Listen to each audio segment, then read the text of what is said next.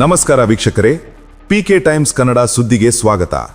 ಮಂಗಳೂರಿನಲ್ಲಿ ನಡೆದ 31 ವರ್ಷದ ಯುವಕ ಸುದೀಪ್ ರೈ ಸಾವಿನ ಪ್ರಕರಣ ಈಗ ರಾಜ್ಯಾದ್ಯಂತ ಸಂಚಲನ ಮೂಡಿಸಿದೆ. ನಿನ್ನೆಯಷ್ಟೇ ಸುದೀಪ್ ಮೃತಪಟ್ಟ ಬೆನ್ನಲ್ಲೇ ಈ ಪ್ರಕರಣಕ್ಕೆ ಈಗ ಬಿಗ್ ಟ್ವಿಸ್ಟ್ ಸಿಕ್ಕಿದೆ.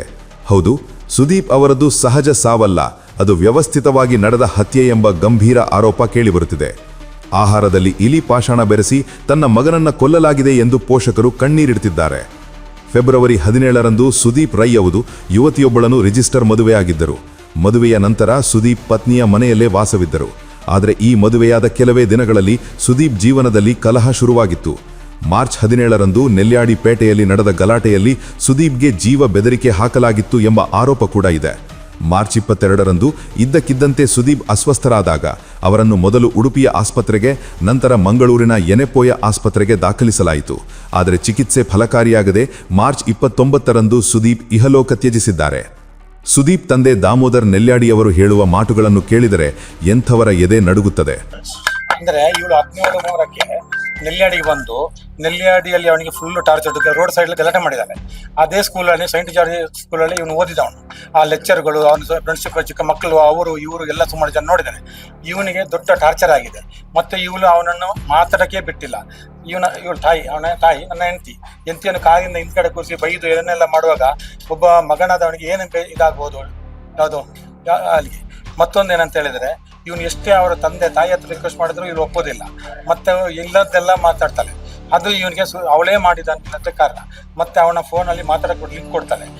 ಮತ್ತೆ ಏನಂತ ಹೇಳಿದ್ರೆ, ಇವಳನ್ನ ಅರ್ಧದಲ್ಲಿ ಇಳಿಸೋದು 8 ಗಂಟೆ ರಾತ್ರಿಗೆ ಒಂದು ಬೆಳ್ತಂಗಡಿ ಪೂಜೆಗೆ ಹೋಗುವಳು ಇವಳು. ಅದಕ್ಕೂ ಅವಳು ಬಿಟ್ಟಿಲ್ಲ. ಎಲ್ಲಾ ರೀತಿಯಲ್ಲಿ ಅವನಿಗೆ ಟಾರ್ಚರ್ ಕೊಟ್ಟಿದ್ದಾನೆ. ಅವನು ಹೇಳ್ತಾ ಇದ್ದಾನೆ, ನನ್ನ ಚಿನ್ನ, ನನ್ನ ಅದು ದುಡ್ಡು ಅದನ್ನೆಲ್ಲ ತಗೊಂಡಿದ್ದಾಳೆ, ನನಗೆ ಇಲ್ಲದ ಸ್ಥಳದ ಇದಕ್ಕೂ ಹಿಂಸೆ ಕೊಟ್ಟಿದ್ದಾಳೆ ಅಂತೇಳಿ ಕಣ್ಣೀರು ಹಾಕಿದ್ದಾನೆ. ಆದ್ರೆ ಏನಂತ ಹೇಳಿದ್ರೆ, ಇವನು ಒಂದೇ ಒಂದು ಮಿಸ್ಟೇಕ್ ಆಗಿದೆ ಏನಂತ ಹೇಳಿದ್ರೆ, ಇವನು 17/2/26ರಂದು ರಿಜಿಸ್ಟರ್ ಆಗಿದ್ದಾನೆ ಅಂತ ಹೇಳ್ತಾ ಇದ್ದಾನೆ. ಅಂದ್ರೆ ರಿಜಿಸ್ಟರ್ ಆಗಿದ್ದಕ್ಕೆ ಇವನು ಮೊದಲಿದ್ದೆಲ್ಲ ವಿಚಾರ ಹೇಳಿಲ್ಲ. ಆದ್ರೆ ಅದೊಂದು ಎದುರಿಸೋದು ಇವಳು. ನಿನ್ನೆ ಮೊನ್ನೆ ಶನಿವಾರ ಕೊಟ್ಟಿದ್ದು, ಅದು ಈಗ ಸಿಕ್ಕಿಲ್ಲ ನಮಗೆ. ಶನಿವಾರದ ಏನೆಲ್ಲ ಡಾಕ್ಯುಮೆಂಟ್ಸ್ ಕೊಟ್ಟಿದ್ದಾರೆ ಅಂತ ಗೊತ್ತಾಗ್ತದಲ್ಲ. ಅದೊಂದು ಬಗ್ಗೆ ಪೊಲೀಸ್ ಪುತ್ತೂರು ಠಾಣೆಯಲ್ಲಿ ನಾವೊಂದು ಕಂಪ್ಲೇಂಟ್ ಕೊಟ್ಟಿದ್ದೇವೆ. ತನ್ನ ಮಗನಿಗೆ ಮಾನಸಿಕ ಹಿಂಸೆ ನೀಡಿ ಆಹಾರದಲ್ಲಿ ವಿಷ ಬೆರೆಸಿ ಕೊಲ್ಲಲಾಗಿದೆ ಎಂದು ಅವರು ಆಕ್ರೋಶ ವ್ಯಕ್ತಪಡಿಸುತ್ತಿದ್ದಾರೆ. ಮಗನ ಮೊಬೈಲ್ ಕೂಡ ಆಕೆಯ ಬಳಿಯೇ ಇತ್ತು. ಮೊದಲು ವಿಷ ಸೇವಿಸಿದ್ದಾಳೆ ಎಂದರು, ನಂತರ ಫುಡ್ ಪಾಯ್ಸನ್ ಎಂದರು, ಆಮೇಲೆ ಡೆಂಗ್ಯೂ ಜ್ವರ ಎಂದು ಸುಳ್ಳು ಕಥೆ ಕಟ್ಟಿದ್ದಾರೆ. ಇದೆಲ್ಲವೂ ವ್ಯವಸ್ಥಿತ ಸಂಚು ಎಂದು ತಂದೆ ಆಗ್ರಹಿಸುತ್ತಿದ್ದಾರೆ. ಇನ್ನೊಂದೆಡೆ ಮಗನನ್ನು ಕಳೆದುಕೊಂಡ ತಾಯಿ ಪುಷ್ಪಲತಾ ಅವರ ಗೋಳು ನೋಡಲಾಗುತ್ತಿಲ್ಲ. ಆಕೆ ಈ ಹಿಂದೆಯೇ ನನ್ನ ಮೇಲೆ ಹಲ್ಲೆ ಮಾಡಲು ಬಂದಿದ್ದಳು, ತನ್ನ ಮಗನನ್ನ ಬಲಾತ್ಕಾರವಾಗಿ ಮದುವೆಯಾಗಿದ್ದಳು ಎಂದು ಅವರು ದೂರಿದ್ದಾರೆ. ಆಕೆ ಈ ಹಿಂದೆ ಹಲವು ಯುವಕರ ಜೀವನ ಹಾಳು ಮಾಡಿದ್ದಾಳೆ. ನನ್ನ ಮಗನಿಗೆ ಬಂದ ಸ್ಥಿತಿ ಇನ್ಯಾರಿಗೂ ಬರಬಾರದು, ಆಕೆಗೆ ಕಠಿಣ ಶಿಕ್ಷೆಯಾಗಬೇಕು ಎಂದು ಕಣ್ಣೀರು ಹಾಕುತ್ತಿದ್ದಾರೆ. ಪ್ರಸ್ತುತ ಕಾರ್ಕಳ ನಗರ ಪೊಲೀಸ್ ಠಾಣೆಯಲ್ಲಿ ಪ್ರಕರಣ ದಾಖಲಾಗಿದ್ದು ತನಿಖೆ ಚುರುಕುಗೊಂಡಿದೆ. ವೈದ್ಯರು ಪ್ರಾಥಮಿಕವಾಗಿ ವಿಷಪ್ರಾಶನದ ಶಂಕೆ ವ್ಯಕ್ತಪಡಿಸಿದ್ದಾರೆ. ಆದರೆ ಮರಣೋತ್ತರ ಪರೀಕ್ಷೆಯ ವರದಿ ಬಂದ ನಂತರವಷ್ಟೇ ಇದು ಆತ್ಮಹತ್ಯೆಯೋ ಅಥವಾ ಪತ್ನಿಯಿಂದಲೇ ನಡೆದ ಕೊಲೆಯೋ ಎಂಬ ಸತ್ಯ ಹೊರಬೀಳಬೇಕಿದೆ. ಸುದೀಪ್ ಸಾವಿನ ಹಿಂದಿರುವ ಆ ಕರಾಳ ಸತ್ಯ ಏನು? ಪೊಲೀಸರ ತನಿಖೆಯಲ್ಲಿ ಏನು ಬಯಲಾಗಲಿದೆ? ಕಾದು ನೋಡಬೇಕಿದೆ.